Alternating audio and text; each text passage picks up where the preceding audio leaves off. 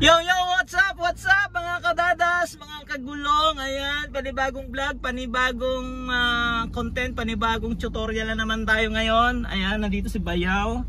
Pang third day namin to. Pang third week, no? Pang third day kasi every Tuesday lang kami nagda-driving school. So, ayan na. Ayan pa rin siya. So, kanina ni-recap ko na siya, ni-refresh ko na siya doon sa mga position gear at kung paano niya i-maneuver tong ating model, itong ating unit. Ayan, naka-aircon kami ngayon kasi masyadong maingay. So kapag namatayan lang siya, doon tayo magpapatay ng aircon. Ayan. So yung position ng kamay niya, ayan. Tapos yung handbrake, ayan. So gamayan natin, clutch no, clutch. Diin sa clutch, ayan. So primera, ayan. Segunda, baba konti, ayan. Tapos tercera, ayan. So hanggang dyan mo lang kami, neutral, ganon.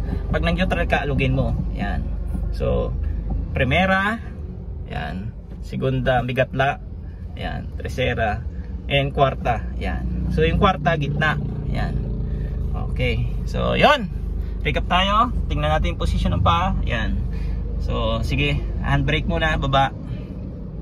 Handbrake. Pindutin mo no, yan. Yon. Alright. So eyes on the road, paa. Ayan, sige. Okay, takbo, dahan-dahan. Ayan. Hold on guys. Ayan. So, nirepress lang natin siya. Ayan. Naka-aircon tayo ngayon. Okay, maririnig mo na yan. Okay, galaw. Ayan. Ayan. Sige. Okay. Ayan. Kaya niya na. Bitaw ang clutch kagad. Yun. Ayos. So, sige. Ano mo muna. Op. Mas rinig mo yung makina niya kapag naka-aircon, di ba? So kasi pag bukas yung bintana, mga guys, hindi masyadong marinig yung ugong ng makina. So galit na yung makina. Siyempre bago pa lang si Bayaw. Hindi masyadong yan, pag galit na siya, segunda ka na no eh. Op, pa. Yan. Yun, ayos. Kala ko hindi niya tatapakan yung clutch eh. Patay yung transmission natin dyan guys. So sa mga magka-clutch din ay sa mga uy, nakakwarta yata tayo. Up, clutch. Yan. Neutral mo, tapos pasok mo dito sa dulo. Dito. Yan. Dito. Mararamdaman mo kasi guys pag sige, pasok. Sige, gas. Yan. Mararamdaman nyo kasi guys kapag mataas yung gear nyo tapos mabagal yung takbo nyo.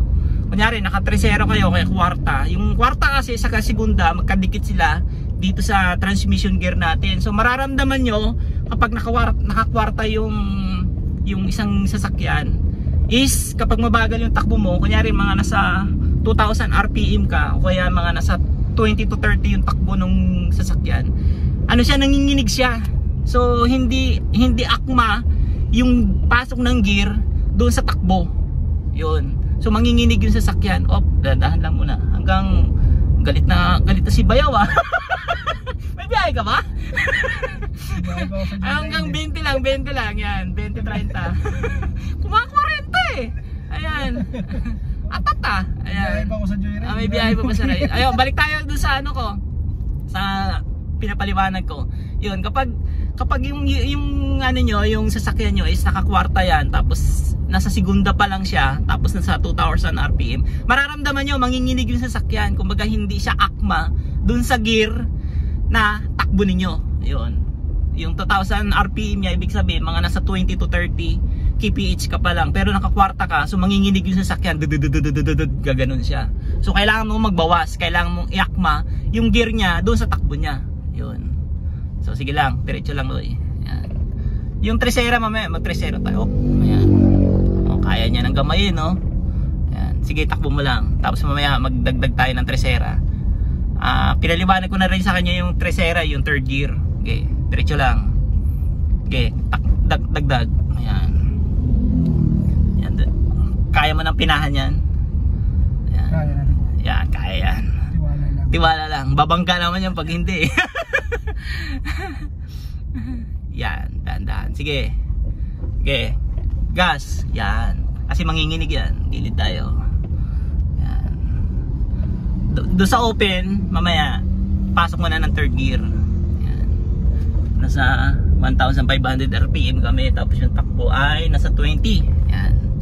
So nakakangimay rin pala maghawak ng cellphone nung pag nagbibideo ka. Ayan. So pakita ko sa inyo mamaya yung harap. So tingnan nyo yung posisyon ni Bayaw. Ayan, yung kamay. Ayan, yung mukha niya. Doon ka tumingin sa harap, Noy. Ayan. Kita nyo, parang sanay na siya mag-drive, guys. Ayan. Siyempre, ano. Pasok lang. Kabahiya. Ayan. Kita mo, nagpapapasok na siya. So, alalay sa intersection. Sige lang, diretso. Malaki naman yung kasabay mo eh. Hindi yan sila tatawid. Matatakot yan. Okay, diretso. Vertigan mo yan. Ayan. Sige nga, pasukin mo yung third gear. Up. Ayan. Up. Clutch ah. Okay. Okay. Oh, dahan-dahan. Sige pa. Diin mo. Doon. Yun. Okay. Karga. Gas. Manginginig yan. Bitaw ng clutch. Ayan. Yan. Yan yung third gear niya. So, yung third gear kasi, dahan-dahan lang. O yan. Nasa 50 na kami. Nasa 2,200 RPM na siya. Ayan. So, yun yung third gear. Kapag nagpasok ka ng third gear, Noy, pag di ba nakasegunda, pag third gear niya, tercera, gas ka agad. Kasi pag medyo mga 3 seconds kang na late kang tumapak ng pedal gas, manginginig siya. Oo, manginginig siya kasi nasa high speed na siya eh. Ayun. Bawas ako. Bawas ka. Doon pa. Pag nag-U-turn. Ayan. Up, bawas. Up, preno. Preno, preno, preno. Dito, gilid. Ayan. Neutral. Neutral. Yan. Yan. Neutral. Yun! Tapos handbrake. Yun! Galing! So, yun guys. Balikin ko mamaya at i-U-turn ko lang. So, galing na. Tingnan nyo yung posisyon. Ayan. Yung posisyon ng paa doon. Ayan. Tapos naka-handbrake na. Hindi na namatayan. Ayos na. Ayan guys. So, pangalawang ikot na kami. Ayan. So, positioning ng kamay. Ayan, naka-handbrake. Yun, very good. Ayan. So, first gear, okay, clutch. Ayan, sagad sa clutch na yan. So, ayan, tingnan natin. Oh, go. Okay. Yan. Yun ang tama. Yan ang tama. Yung hindi siya nanginginig, tapos tumatakbo siya. Yun, na-perfect mo na yung yung pagbitaw ng Pero siyempre, being nagpa-practice, lang yan. Kasama talaga yung mamamatayan ka pa, yung matataranta ka pa. So kasama talaga sa development ng yan. Up, segunda na. Yan. Okay. Yan. Mararamdaman mo kasi pag muugong na yung sasakyan, Noy, at nasa 2,000 RPM na siya, ibig sabihin, naghihingi na siya ng dagdag. Oo. Kaya nga pagdadrive ng manual, plus minus yan, plus minus. Para ka lang nag-aaral sa school, plus minus. Ganon din sa mga matic ngayon, yung mga CBT, meron na silang manual, na yung plus minus. Pero kasi automatic sila, all in na siya, as sa clutch niya wala ka nang ika-clutch kasi automatic na siya eh. Kumbaga na siya, naka-program na dun sa transmission. Yun. Yan. Gitna. Ay, gilid mo. Yan. So kapag ganyan yung takbo mo, pag matalim, yan, nasa mabagal ka lang. So kapag open na siya, yan. So, tercera ka na. Ayan. Okay, builuhan mo konti. Pitikin mo sa gas. Yan. Tercera. Okay, pasok. Yun. Yan. Tama yan, tercera. Hindi nanginginig yung sasakyan. Sakto lang yung takbo mo. Yan. Pa 2,000 RPM ka. So, yan. Kita mo yung makina niya. Pakinggan mo. Hindi siya hirap. Saktong-sakto yung niya. Yung pag buwelo ng makina niya. Ayan. Kasi mararamdaman mo yan kung mali ka ng gear, manginginig siya. Ayun, kunyari nag-tresera ka tapos naipitik mo ng quinta o kaya yung quinta, manginginig siya. Up, huwag mo muna magbawas, okay lang, takbo lang. Ayan, kaya pa yan. Okay, para may buwelo ka. Okay, diretso lang. Ayan. Okay lang, hayaan mo lang sila dyan sa likod. Sumunod sila. Ayan, up. Ayan. Okay. Dagdag no, gas. Yan. Yan, sige lang.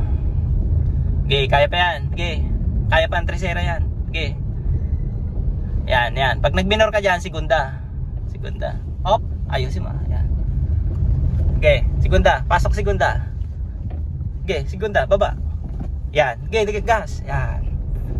Basta relax lang. Yan.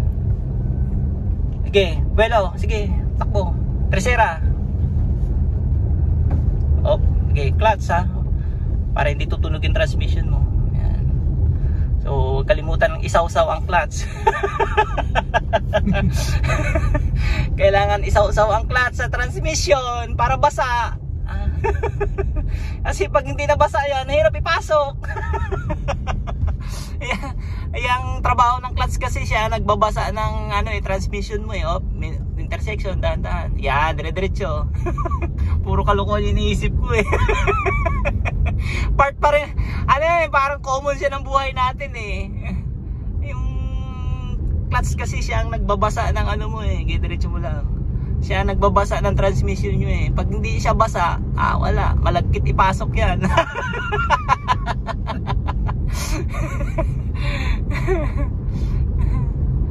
Yun ang trabaho ng clutch. Basain niya yung transmission. Patak-patakan niya ng patak-patakan niya ng fluid.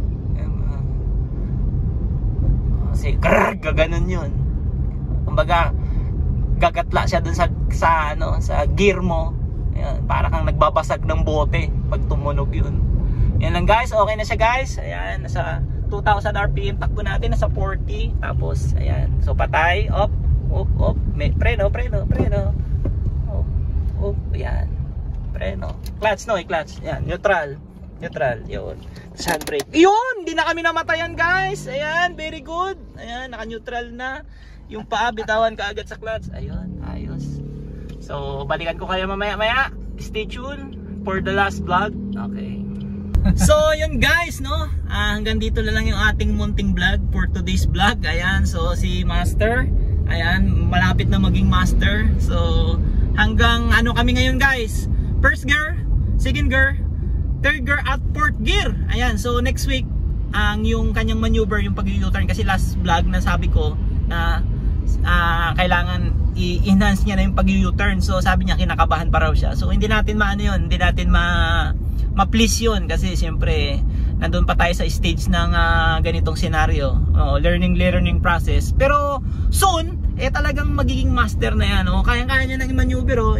So naka third gear tayo ngayon, tercera. So tumatakbo tayo ng 3 to 40 hanggang 50 kph. Ayun, kanina nasubukan niya na yung diretso mo na yung fourth gear o yung kwarta. Tumatakbo na kami ng mga 60. Yan, pa 70 na ganyan lang. So, sabi niya sarap pala pag matulin. Yun. So, kailangan ma-master pa natin yung pagpa-plus, minus niya. So, kapag titigil, ayan, medyo sanay na siya sa pagtitigil, yan. Naka-clutch na siya, preno. Yan, bitaw ka agad ng clutch yan, tapos handbrake. Yun, di ba? Ayan, kunti na lang. Siguro mga basta 10 ba? Tapos kapag niya na to, nasa kanya na yung unit, talagang na yan. Talagang mamamaster niya na yan. So, yun. Doon talaga learning process eh. So, yun lang mga kadanas. Stay tuned. Bye!